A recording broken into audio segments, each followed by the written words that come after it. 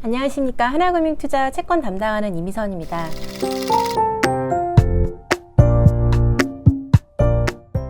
지난주 목요일 7월 한국은행에 금통위가 있었습니다. 그래서 금통위 내용 말씀드리도록 하겠습니다. 7월 금통위에서는 기준금리를 0.5%로 만장일치로 동결 결정을 했었고요. 특이했던 점들은 이제 올해 성장률을 이제 마이너스 0.2%로 지난 5월에 제시했던 부분을 더 하회할 것이다라고 예상을 했습니다. 그래서 실제 올해 국내 경제 성장률의 마이너스 폭이 마이너스 0.2보다 더 커질 걸로 예상을 했고요. 그렇게 예상하게 된 배경은 당초 코로나 확산이 6월 중에는 좀 진정이 되고 하반기부터는 경기가 회복될 걸로 전망을 했었지만 최근에 확인되고 있는 코로나의 확산세가 국내적으로 지금 월스트 시나리오에 가깝게 진행이 되고 있다라고 평가를 했습니다. 그래서 이렇게 이 코로나 확산세가 지금처럼 진정되지 못한다고 한다면 2분기에 당초에 예상했던 성장률을 이제 밑돌 것으로 예상을 하게 된 것이고요. 근원 물가나 소비자 물가 상승률도 올해 모두 0% 초반에 머물 것으로 전망을 했습니다. 그래서 0% 중반 정도까지는 나올 것이다라고 예상을 했던 5월 대비해서도 물가의 전망도 하향 조정을 했습니다. 기자회견에서 드러났던 한은 총재의 발언들은 대체적으로 예상보다는 좀 완화적이었고요. 그 전주에 이제 부동산 규제 강화 조치가 나왔었기 때문에 한국은행도 이러한 정책 공조 차원에서 좀 매파적인 발언이 있을 것이다라는 시장의 예상도 있었지만 실제로는 코로나 확산에 따른 국내외 경기 회복의 불확실성이 훨씬 더 많이 강조가 됐습니다. 왼쪽 차트에서 보시는 것은 전분기 대비 우리나라의 경제 성장률입니다. 그래서 전분기 대비 QOQ 성장률이 검은색 선으로 나타나고 있고요. 지난 1분기 우리나라의 성장률을 보면 이렇게 마이너스 1.4% 정도의 전분기 대비 마이너스를 기록을 했고 2분기에는 이 마이너스의 폭이 이제 조금 더 밑으로 내려가게 될 것으로 예상이 됩니다. 그리고 막대 그래프로 되어 있는 것은 분기 성장률에 대한 각 부분의 성장률에 대한 기여도입니다. 지난 1분기 같은 경우에는 순수출 쪽이 플러스 기여도를 했던 것으로 확인이 되는데요. 그만큼 이제 수입이 감소하는 부분이 이제 수출이 감소하는 것보다는 더 컸기 때문에 순수출이 플러스였지만 EQ 2분기에는 순수출 쪽도 아마도 마이너스 기여도로 떨어지게 될 걸로 예상이 됩니다. 그리고 지난 2018년 하반기부터의 어떤 흐름들을 보면 각 분기별로 성장률에 어떤 변동성들이 좀 있는데 특별히 이 정부 지출과 정부의 투자 지난 녹색으로 되어 있는 정부 쪽에서의 기여도가 상당히 높게 나타나고 있었음을 알 수가 있습니다. 그래서 정부 쪽을 제외한 민간 부분에서의 성장 동력은 사실상 2018년 하반기부터 약화되고 있던 와중에 이런 코로나 사태가 터짐으로 인해서 민간 쪽에서의 성장 동력들이 좀 더 약화되고 이 부분들이 회복되는데도 보다 시간이 걸릴 수 있을 걸로 예상을 하고요. 지금 오른쪽에서 보시는 이 차트는 전년 동기 대비 우리나라의 GDP 성장 경로입니다. 금융위기 이후부터 해서 우리나라 성장률이 이렇게 3% 초반 정도에 계속 머물러 있었고요. 그렇지만 2018년 이후부터는 이 성장률의 높이 자체가 3%대에서 한 2% 중반 정도로 이제 전체적으로 평균적인 수치가 내려갔습니다. 그래서 공식적으로 한국은행에서도 우리나라의 잠재적인 성장률, 즉 우리나라의 어떤 고용과 또 모든 자본을 다 투입했을 때 인플레나 디플레도 일으키지 않고 우리가 장기적으로 성장할 수 있는 어떤 성장의 높이를 2.5에서 2.6 정도의 성장률이다라고 제시를 했었고요.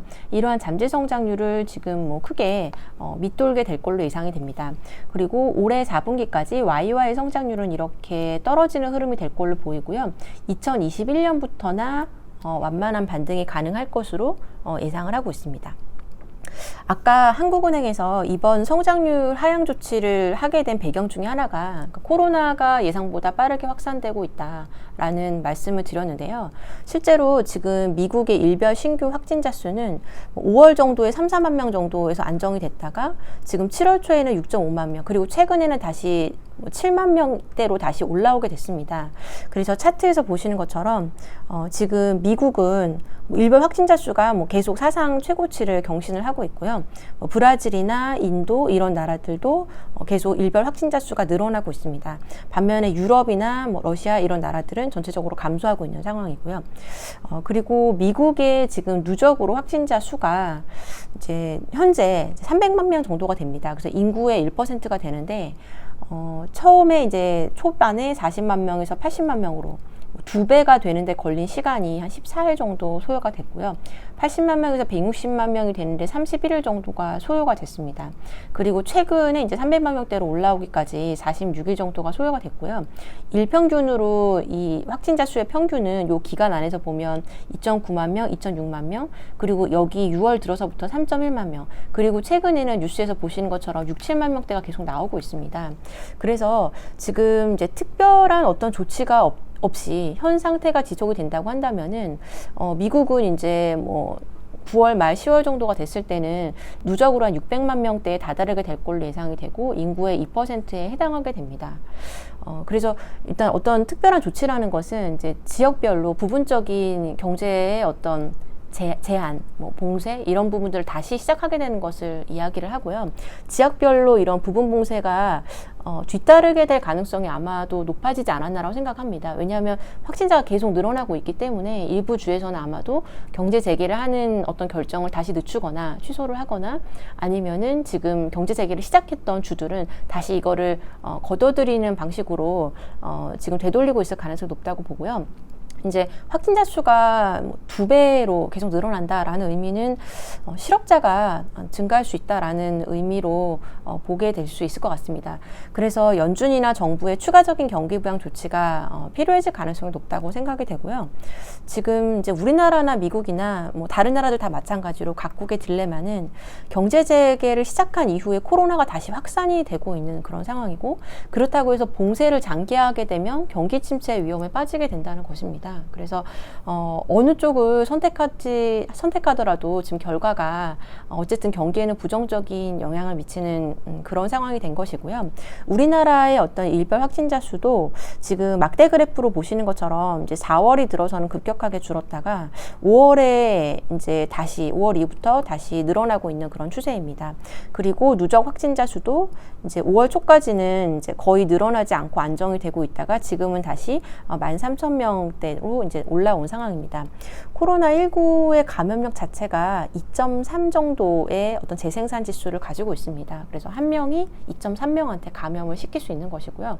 이 재생산 지수 자체를 낮추는 것은 사실 굉장히 어려운 일일 걸로 생각이 됩니다. 그래서 가장 좋은 거는 초반에 이것들이 더 확산되기 전에 초반에 이제 통제를 하는 게 가장 중요하지만, 일단 3월과 같이 폭발적으로 확진자 발견이 되면은 오히려 통제가 오히려 쉬운 부분이 될 것이고요. 지금처럼 확진자 발견이 그렇게 빨리 나타나지 않는다고 했을 때는 지금 조용한 지역사회 감염이 진행 중이다라고 볼 수 있을 것이고, 감염 경로의 파악이 과거보다 어려워지고 있는 걸로 생각이 됩니다. 그리고 7, 8월 휴가철을 맞아서 감염 속도가 빨라질 위험이 있다고 보고 있습니다.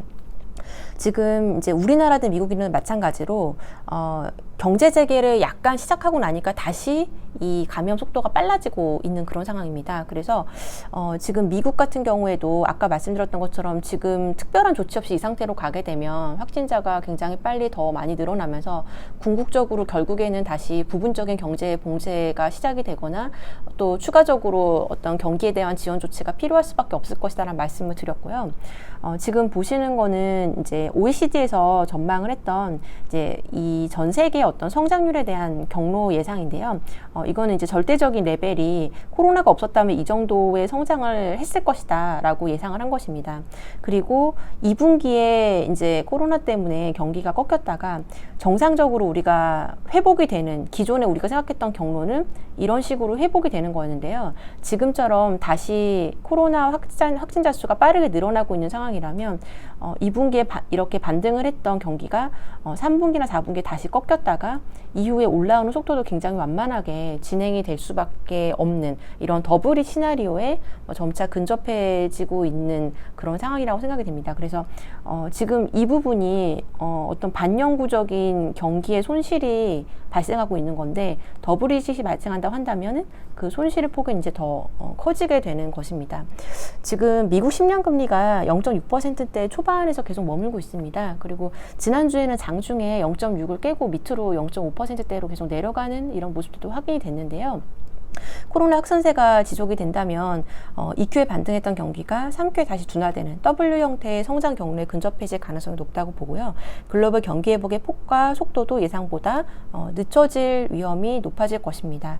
그래서 중앙은행과 정부의 추가적인 완화 기대가 높아질 수 있는 여건이라고 생각을 합니다. 그래서 미국은 이제 추가적인 완화 조치라고 한다면 다시 채권 매입의 규모를 늘리는 이제 QE 확대 또는 3년이나 5년 금리까지도 0%에 가깝게 금리를 인위적으로 끌어내리는 일드 커브 컨트롤과 유사한 어떤 정책들에 대한 논의가 시작될 가능성이 높다고 보고요. 미국이 이런 조치를 밟게 된다고 한다면 다른 나라들도 따라서 이런 통화 완화 조치에 따라갈 가능성이 높다고 생각이 됩니다. 그리고 각 정부들은 추가적으로 이런 부분에 대해서 보조금이라던가 이런 재정에 대한 지출들이 더 많아지게 될 것입니다. 그래서 이런 부분들이 재정에 대한 부담, 그러니까 국채 발행 증가라는 부분으로 연결이 될 수 있을 걸로 생각이 되고요. 일단 지금의 흐름들을 봤을 때는 경기가 회복될 수 있는 어떤 기대치가 예전보다 낮아진 것이고 또 중앙은행의 추가적인 액션이 나올 가능성이 높아진 걸로 생각이 됩니다. 그래서 이런 부분들은 채권 금리에는 이제 하락 요인으로 작용할 가능성이 높다고 보고 있고요. 그래서 우리나라 같은 경우에는 지금 장단기 금리 차가 역사적인 평균 대비해서 좀 벌어져 있는 그런 상황이고 특히 장기 금리 같은 경우에는 이제 투자할 만한 메리트가 있는 레벨이라고 판단을 하고 있습니다. 네, 오늘 준비한 내용은 여기까지 말씀드리도록 하겠습니다. 감사합니다.